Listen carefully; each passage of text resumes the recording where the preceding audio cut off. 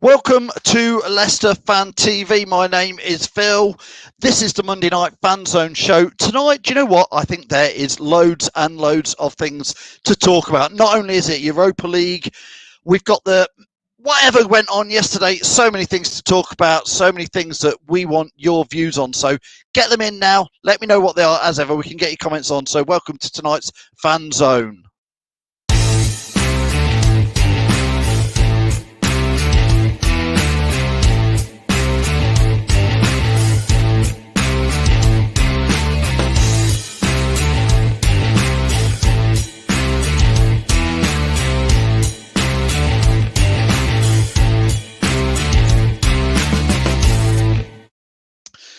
So, welcome to the show. We want your views as ever, your comments on Leicester Fan TV. We are live on Facebook. We are live on YouTube. Welcome to us. And we are welcoming people from Facebook and Periscope. If you're watching this on playback, subscribe, join us live because we can get your comments in on the screen. There is so much to talk about this week. I've had a few rants today on social media. You may have noticed some of them in some of the groups and places like that. I want to know what you think because I am frustrated that yesterday we actually really had a plan B, sat there on the bench, ready to come on, ready to win that game for Leicester at 0-0. The plan B, it was Islam Slimani. But what do? We try and play him like Jamie Vardy. So forget plan B. We just put a plan B player like Slimani and tell him to run around like Jamie Vardy. It's never going to happen. You all know what he needed. You all know it was sat on the bench, whether it wants to be the new boy under or whether if it wants to be tried and trusted Mark Albrighton. We needed somebody to put the cross in to Slimani to head it in. It's no good giving the ball to Islam Slimani 45 yards away from goal and wanting him to do something with him. He don't do that. It's no good giving it over the top to Slimani to chase on. He's not quick enough. He's one-dimensional. I'm not his biggest fan. But where does he need it? In the box on his bonds. That's where he needs it. Anyway, you're setting me off. Do you want to talk about Mendy? Off. Hamza on. Not the smartest move. Why did we do that when Villa then went on for it? I want your answers to these questions. I really do. Here's another one for you. I told you you'd set me off. Starting off, why did we loan out? On Wednesday last week, we knew Kaglar Soyuncu was injured. His Turkish international manager said that. Why did we then 2 days later loan out Benkovic? Soyuncu is out for 3 months. And we just loaned out a centre-back we paid 17 million for and never seen play barely. So many things to talk about. I've not even said hellos. Let's get back to some hellos. Jamie from the Fox's Arm says, more rants than me. Trust me, Jamie, I don't know what it is. I feel in a real ranty mood this morning. And yeah, it set me off. Wayne, let's calm me down. Good evening. Reese, good evening to you. Jack, good evening to you. Matthew, good evening to you. Imtiaz, welcome to the show. Get your views in, get your comments in. Kevin, good evening. You see, I'm calming down. Thank you for that. Ian, who is the Darlington fan who keeps coming in. Hi, Ian. How are you? He started his new job. Well done, Ian. I'm glad you're part of Leicester Fan TV. Are we your B team now, Ian? Brad Lingard, good evening, says, we're not having enough strength in depth in the squad. Going to be a hard season. Paul says he's disappointed from last night, but let's look at the bigger picture. Would we have took 9 points from the first 5 games? Paul, yes, is the answer. The half full glass conversation is, yes, of course we would. Life ain't that bad, let's be honest. But I've posed you some questions, Paul. I want to know your views on it. MTL says, where's Benkovic gone to? Is it for the whole season? He's gone on loan to Cardiff. It happened late on Friday in the loan season. We knew Soyuncu was injured, MTL. We knew that. So why would you do that? Let me add in to this stream. We'll keep the questions coming in. We've got John Sinclair. How are you? Yeah, not too bad. I'm a bit calmer than you, I think, though. I feel really ranty, John, tonight about what I saw yesterday. I might have to be the calm effect then. But yeah, I can understand it. I mean, I was disappointed with yesterday. The Benkovic one, it's clear that the manager doesn't think he can do the job here. So clearly that's why he's gone out on loan to Cardiff. So yeah, it was a bit surprising given what's happened to Soyuncu, who's going to be out till beginning of next year, we understand. But if the manager won't play him, what's the point in keeping him in the squad? Well, indeed. Let's add in. Do you know who we've got joining us as well for a little special treat for fans? I heard there was a rumour that Ian Hume, who's actually currently in Canada, was going to join us. Ian, I remember from back in the day, I remember a particular goal, was it against Sheffield Wednesday from outside the D in the area? A good, he scored a few good goals, this lad, and he's there now. Hi, Ian.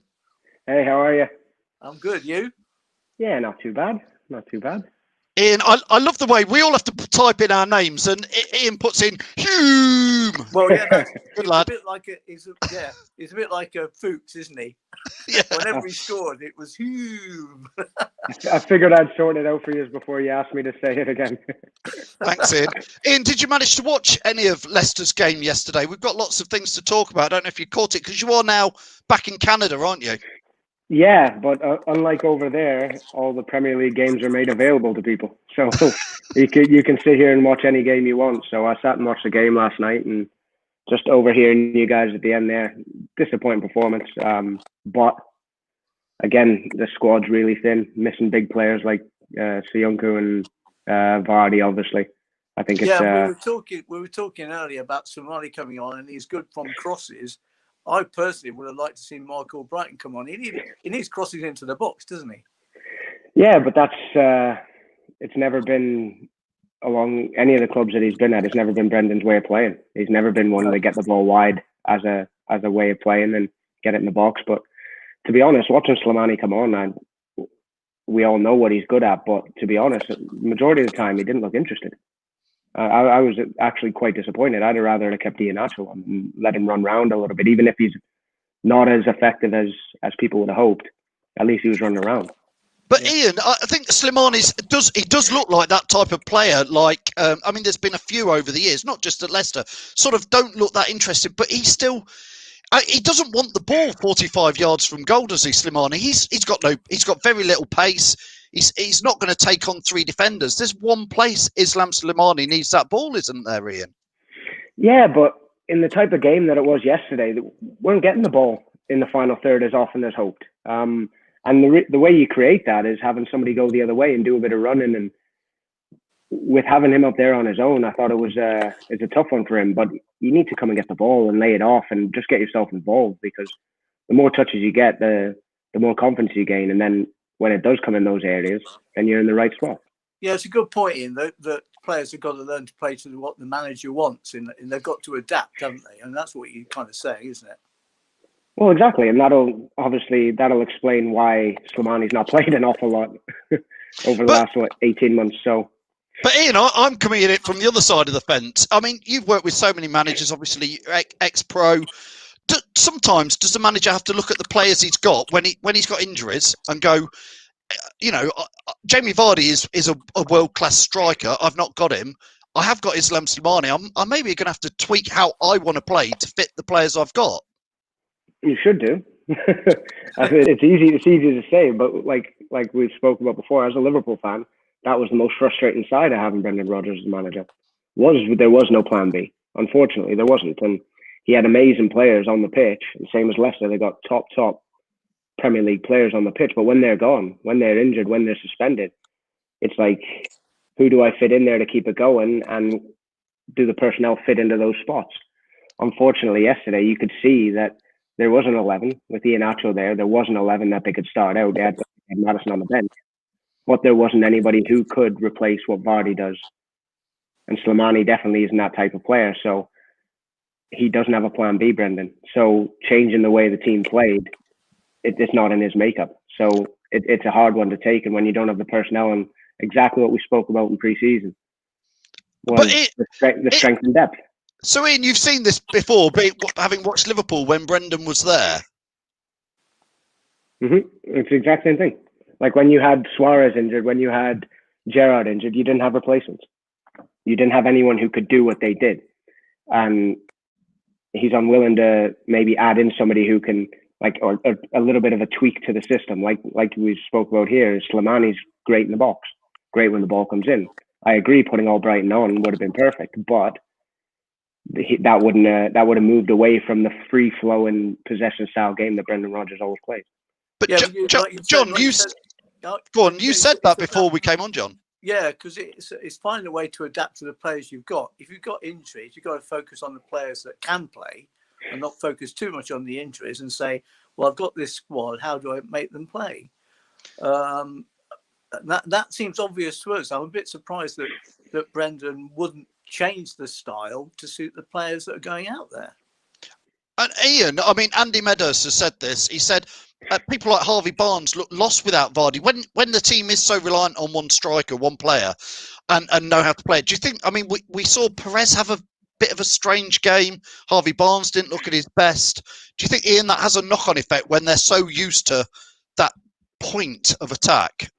100%. I think it's 100%. The only other team you look at when they're missing their talisman that's actually look potentially better, okay, this season aside, is Spurs. Like, you look at the other teams when they haven't got their main striker, like, for instance, Liverpool, when they don't have Firmino in there and they put Origi up top, they don't look the same team.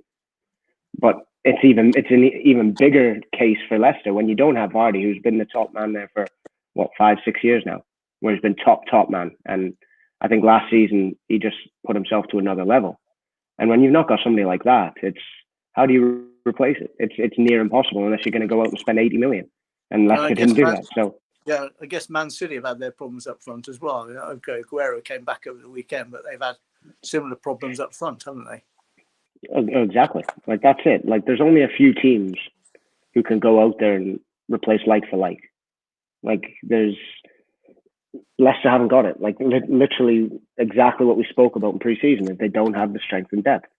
And I'm seeing that comment there from Andrew there.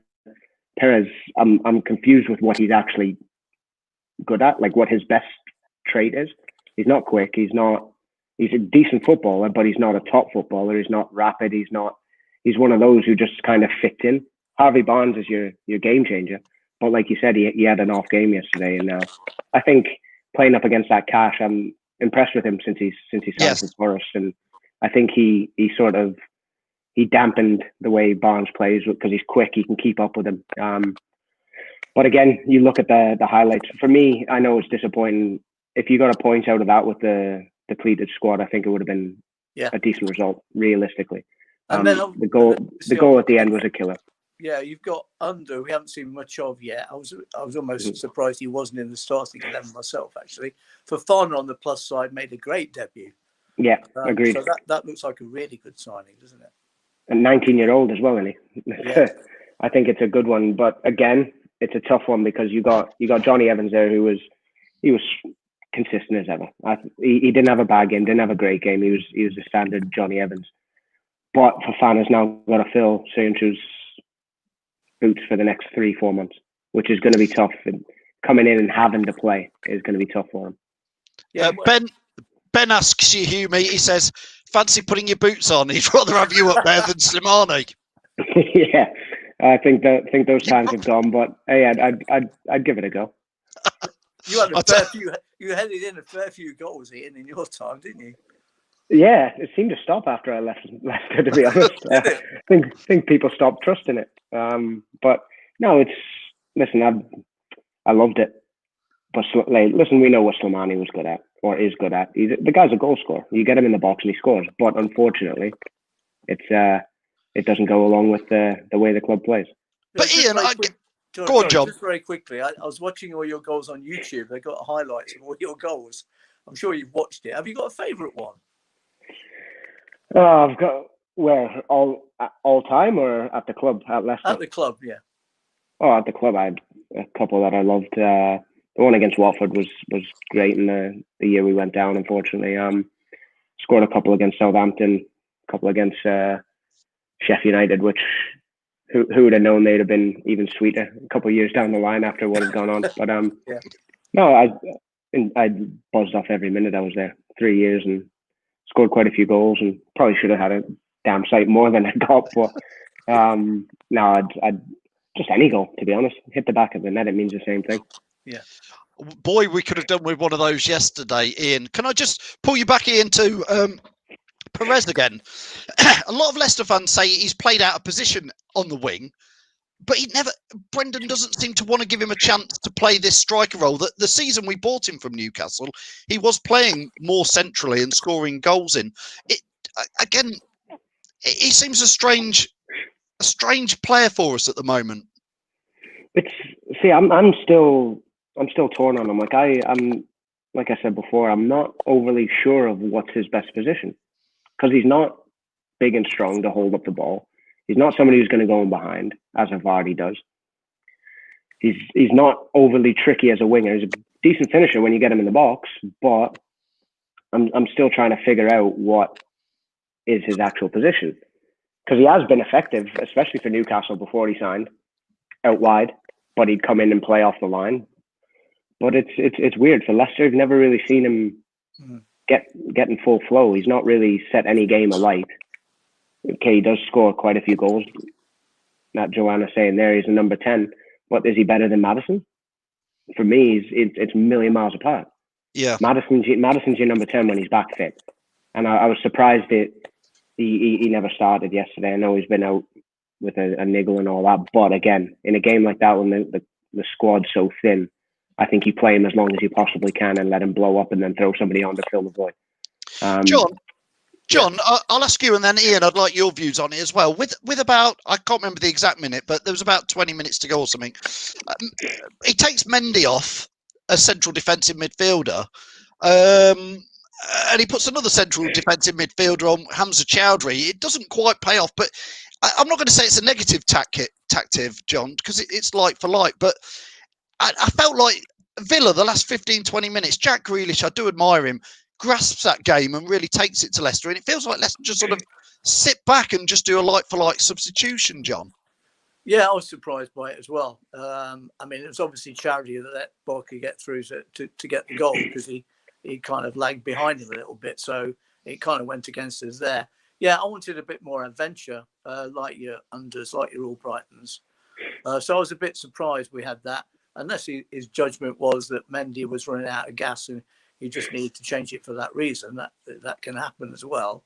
But yeah, I was a bit surprised. I wanted, I suppose, more positive substitutions, because we had players on the bench that could come on and make a difference. And Maddison obviously did come on, but did he come on too late? You know, you kind of like, at what point? I kept thinking as the game was going on, when are we going to make these changes? You know, it was the last quarter of the game virtually, wasn't it? I mean, on the other hand, I was thinking if we got a draw out of this, I'd be happy, given the fact that we got no Vardy and so on. But are you trying to be positive and nick the game at the end like they did? I mean, Ian, again, you've watched more Brendan from your Liverpool watching time as well. Is that another trait of his that we have to get used to? That he's conservative when it comes to preserving a draw rather than going for a win? I think yesterday the circumstances were a bit different than any other. Like how thin you guys were on the ground. Obviously not having a reply. I'm surprised Under never came on. I thought he might have been the change instead of Slimani, perfectly honest. Mendy, I thought, was doing his job. Okay, we all know he's not tremendous on the ball. He's no Ndidi, but he's going to win your tackles. He's going to do similar, although not to the same quality as Kante used to do. He's going to break play up and pass it. I thought he did very well. The like-for-like change for Chowdhury, I understood in a way. Okay, it's easy to look back at now and say Mendy had Barkley in his pocket. But if he was getting tired, you bring on somebody who's going to do a similar job. Okay, yeah. It didn't work out and Barkley got the goal. If he doesn't get the goal, Chowdhury, nobody looks at him and says anything. So I understood doing it with how thin the squad is, with the injuries and all that. But I think you look at it and you say, okay, listen, they're playing really well right now. They're just absolutely pumped Liverpool, which hurt. But we just preserve the point. I know it's at home and I know you want to go out and win, but with fans not being in stadiums, unfortunately, home field advantage kind of goes out the window. So it's another game. It's a 90 minutes. Let's see this 90 minutes out. Let's get the point. So I understood why he did that. I understand on the other side the frustration of the fans thinking we're at home, we have to go for it. So my only thing was Albrighton and Under. I would have liked to have seen them come on. If you're going to bring on Slimani, bring on Albrighton as well.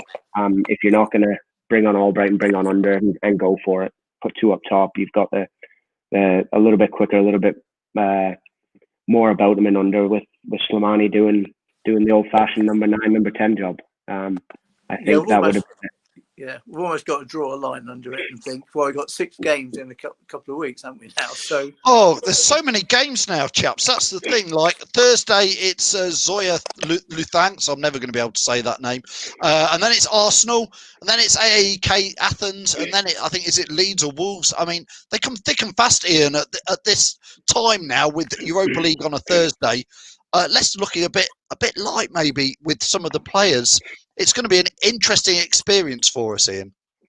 These international breaks, listen, I understand people want to play for the country, but like Wenger said in midweek, this Nations League, what does it actually do? Apart from help out the lesser sides who are playing against the lesser sides and they have a chance of winning games. Other than that, all it's done is bring injuries and suspensions and isolation from COVID, and that's all it's done. I don't see the point in it, and especially when they're having to squash in a season with the Europa, with Champions League, with all your cups, with everything. And again, with the Euros at the end of the season, so they're going to have no break again. So having this Nations League, I think, is ridiculous. I don't think there's any need to be there, and I think it's going to harm clubs and teams like Leicester who haven't got the strength and depth that a lot of other big spending clubs have got. And you, like you said, you've got Europe midweek, Arsenal away next week, then Europe again. Then you've got games. It's kind of like a championship season again. You've got literally Saturday, Tuesday. It's going to be tough, and I think you're going to see a team in the Europa League. I think you're going to see a team there that's going to be subs and under 21s, and I think it's going to be none of your first team that's going to play against Arsenal. But again, benefit of that, you might see He'll get some minutes. Well, again, yeah, John. I mean, this Thursday, moving on to the Europa League game, we know Jamie Vardy, I believe we've been told, is not going to be fit for Thursday. There's a chance he'll be fit for Arsenal. Yeah. But again, this is where I'm scratching my head slightly. We've got a Europa League squad. Islam Slimani is not part of that 24-man squad, so we go into the Europa League with just one striker, which is Iheanacho. So if Iheanacho therefore has to start, if you want to make a change through injury or just to change the dynamic, we haven't got playing one striker in Europe, John. We haven't even got Demari Gray in the squad either, from what I understand. Strange. Well, yeah, but I mean, this is a team, the Ukrainian team, around about 9th in their Premier League. They've had a few draws as well. Apparently, one of their midfielders is pretty good at shooting from outside the box. I'm told that the 2 strikers up front aren't the greatest. They like to keep possession, apparently, as well. So they'll try and frustrate the opposition and play on the break a bit, more like Leicester do, I suppose, from that point of view. But at the end of the day, we wanted to be in Europe. So we've got to approach it with a bit of kind of enthusiasm, and especially the home games in Europe, you've got to try and get results because we've got Athens away the following week. So going away will be tough as well, given the fact you've got to get back and then play in the Premier League a few days later. So yeah, it will be tough given the squad injuries we've got, but we're all excited about it. Obviously, we wanted Champions League and we thought we were going to get that, but you've got to say we've got to grab the opportunity, and the players, you'd hope, would be really up for it as well. Ian, can I ask you, I think when you were at the club, Dave Rennie was the physio then, wasn't he? There's a lot of fans asking questions about, he was, well, should we just be polite and say he was let go in the summer? He's been at the club, I think, 20 years as a physio. And the season we won the Premier League was down to the fantastic backroom physio team that we had there. It was a well-known fact. Can you give us any insight on not what happened in the summer, but Dave Rennie, you know? I'll be perfectly honest with you. I only just figured that out that he was gone because I haven't seen him in all the the only people who are still there is Mac of the Kitman and Mike Stell. Other than that, I normally seen Dave. I didn't even realize he wasn't there until a couple of weeks ago, and incredible physio, and just a top man. And like you said, the reason they well, not the reason you won the Premier League, but one of the big reasons behind winning the Premier League was the fact that your main men were fit the whole year. And that goes down to all the backroom staff, all the medical team, massage therapist, the head physio, joint physio, the backup, the reserve team physio, everybody. It goes down to the medical team because they've kept everyone fit, and obviously a bit goes down to Ranieri, I guess. You got to give him some plaudits. But the thing is, like, I baffled to see that he's gone because he has been at the club for so long. He's a local guy. He lives up Loughborough way. He's one of those. He still lives there, and he's one of the best physios I've been involved with in my career, and kind of shocked. And now unfortunately, you see all these injuries and people following the new themes of they have to do all this sports science stuff and this extra stuff, and they have to be top of the field and doing it. No, just get guys that people trust and people believe in. And I'm willing to bet you ask the likes of Wes Morgan and Kasper Schmeichel and that have been around the club for as long as they have. They'll tell you the same thing about Dave. He's one of the best around. Yeah, it's. I mean, that injury list, John, seems to just get longer every time we play a game. Kagler Soyuncu is confirmed out for 3 months. We touched on it, John. That I'm again another head scratcher for me was knowing that Soyuncu was injured last Wednesday, letting Benkovic go out on loan to Cardiff last Friday. Yeah, I just think it's clearly not rated by the manager. That's the only thing you can say, isn't it? Because he went out regardless of the fact that Soyuncu got injured. So clearly he wasn't going to play him. So you can only put it down to that, really. Fans might think, well, why haven't we seen him? But clearly the manager doesn't want to play him.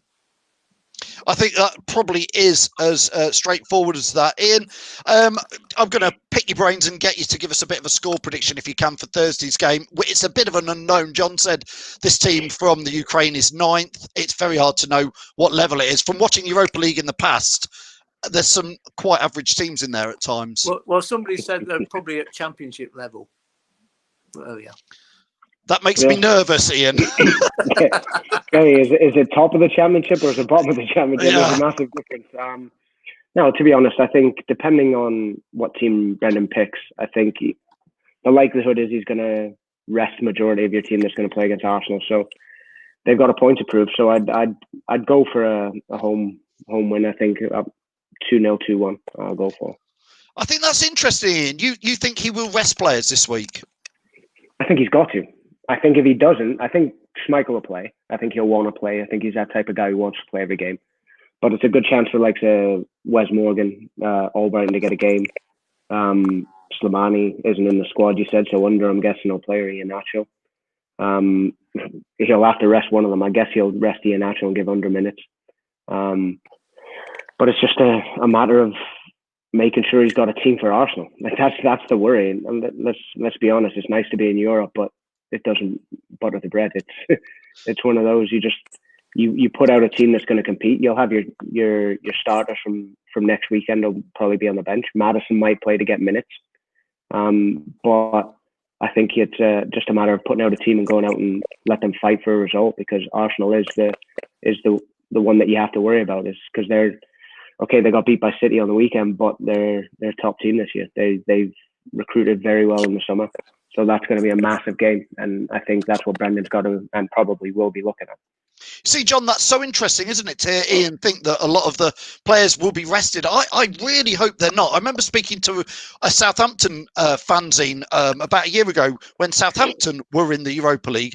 They did exactly what Ian's suggesting. They played pretty much their B team, and at times some of their under-23s, under-21s, and their fans were like, we've just slogged our guts out to get to Europa, and then we don't treat it seriously. Do you think Leicester could do that? Personally, I don't want him to make loads of changes. I want him to make some strategic changes, like Maddison. I don't see how you can make wholesale changes if you've got into a competition that you'd like to get through to the end of the season and probably win it. I agree with that. Because when we got into it, the manager's saying, okay, it's not the Champions League, but it's a competition we want to be in. It puts us up there. See, I agree with that 100%, John, but I'm just saying circumstantial. With the injuries that are there and how thin the squad is, I think it's a massive, massive risk. And I'd love to see them put out a full-strength team, but what happens if they do that and Johnny Evans goes and gets injured, touch wood, or Fofana gets injured and Maddison gets injured? Like, what happens? you're so thin on the ground after that. If this is the so-called weaker game, I'm sorry, but if I'm in charge But what I would say is we've got another European game next week. The same could happen at Arsenal. You pull out your full strength team and people get injured. You can't. I don't think you can approach it saying people might get injured. It can happen. I agree, it can happen. But I think Ian's saying the club and Brendan Rodgers will be putting the focus on the Premier League. Ian. Yeah, that's what I think. Like that's big, and like I said, it's circumstantial with how thin the squad is right now, with injuries to key players. I think it's listen. You don't go into every game thinking, "Oh, damn, somebody's going to get injured." You don't do that. But when you've got injury lists as long as your arm, I think it's risky putting out the ones that you've still got left. I'd like to see them play as strong a team as possible, but what's to say the guys that are sitting on the bench and that are in the 21 that are fighting for first team aren't good enough? They're there for a reason, so now is a chance for them to go out and do it. I agree. The people that were on the bench in the game yesterday should be looked at as potential starters for this game. That would make sense. Like unders, all Brightons and so on. I agree with that. Yeah. Go on, Ian. No, go on. Well, I was going to wrap it up, Ian. So have you got one more thing to say? No, it's just like saying about like the ones who came on. Like, okay, give Mendy more minutes. Chowdhury come in, play minutes. Underplay, Albrighton play. Wes Morgan's going to be champing at the bit to come on and play. So you've got first team quality there. So it's not like you're bringing in under 18s and all that. It's not like doing Arsenal doing the cup and bring in like a group of kids and hope they do well. These are first team players, but I was only saying because of the injury list, bring in guys who are fighting for that spot rather than ones who pretty much have that spot, and let them prove something, because you never know with how bad the injuries are going at the minute. And after Arsenal game, if there is another niggle, then you've got people fighting and proved that they've made it, that they've earned that spot. Whereabouts in Canada are you, by the way? Just southwest of Toronto, about an hour and a half. So by London, Ontario, not far from there. Yeah, well, I'm only asking because I've got an auntie who lives near Toronto. So I was there about 3 years ago. Yeah, well, it's all locked down there now. I bet it is, yeah. So, Ian, I was going to finish off by saying, because you're not in the UK anymore, that talk of you bringing your boots back to Leicester, which a lot of fans would have said, God, let's give it a go, is no good. Can I ask, what are you up to then if you've moved back to Canada? Have you got some big plans up there, or? Well, originally I was moving over for a job. Obviously, COVID kind of scuppered that. So I'm back here. Family's over here. Wife and kids have moved over, and the dogs. And so we've finally got a house and looking to get into the coaching side of things. Although I haven't 100% hung them up yet. It's looking more and more likely. Well, it's almost certain, I guess. But no, I'm looking to get into my coaching and continue with that. I've got my UEFA B license, so I'm looking to get some minutes under my belt and then look to get my A license next summer. Well, let's hope you get one more season to play somewhere, and not the Canada national job just yet. Then, no, don't be daft. The national team's doing really well right now, and they've got World Cup qualifiers coming up in the new year, and then they're hosting it in 2026. So it's a massive time for Canadian football. I've been over here 2 months and I'm already saying soccer. Yeah.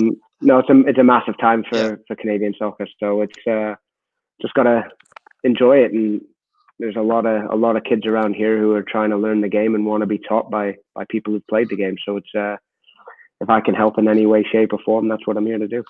Well, Ian, Keith says thanks a lot. It's been great to hear you. So does Mick. Loads of fans putting in their comments saying thanks a lot, Ian. And thanks. It has been an absolute pleasure having you on and having your views as a striker, ex-Leicester. And it's been great to have you on. Hope you'll come on again, Ian.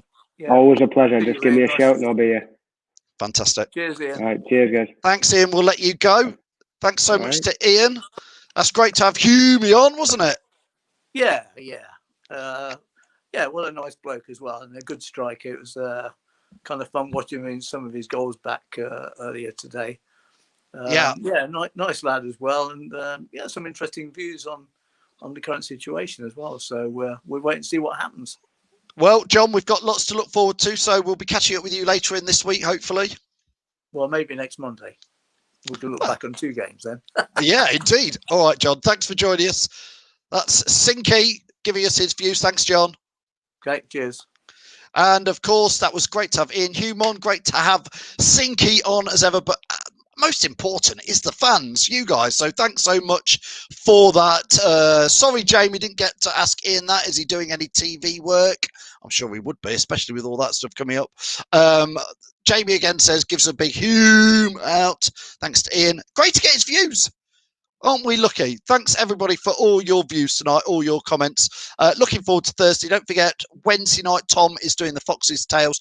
Thursday night, we have got a pre-match show. I think kickoff's at 8 o'clock, so we'll be live at 7:30 with a very interesting team news, no doubt. Then we've got half-time, full-time. Friday night is the Fanzone Show. Sunday is the Foxes Aftermath Show, and another match day. It's Arsenal. It's very busy here. From me, Phil, thanks for all these guys for helping us bring you Leicester Fan TV. Please like and subscribe. Cheers. Welcome to Leicester Fan TV. With special thanks to our pals at A. Deeks Taxis, Feed Me, Piglet's Pantry, Tiger, Leicester Garage Conversions, Pink Vehicle Leasing, Hologram, The Fox's Arms, Moyer Wade Interiors, and our chosen charity, Memphis UK. We bring you the fans' views on the match each week, and your views matter to us. Join the fans debate each match with us. Follow us at Leicester Fan TV.